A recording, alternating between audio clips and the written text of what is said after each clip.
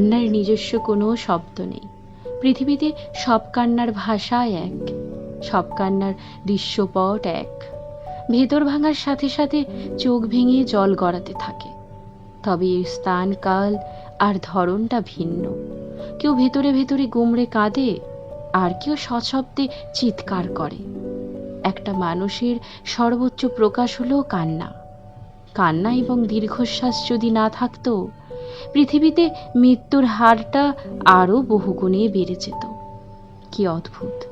জীবনের পরম ভালো লাগার মুহূর্তগুলোই একটা সময় এসে কান্নার কারণ হয়, স্মৃতি হয়, মাঝরাত্রিরে জাগিয়ে তোলে।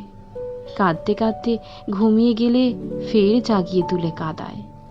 কান্না প্রকাশের কোনো শব্দ নেই। এই যে আমি প্রকাশ করতে চাইছি, অথচ তা লেখনী হয়ে যাচ্ছে অন্য ৮-১০টা লেখার মতোই। এমনকি এতে কোনো জলছাপও থাকছে না। আসলে কান্নার কোনো শব্দ হয় না, এটি কেবল ভাঙতেই জানে, ভেঙে ভেঙে গড়িয়ে যায়।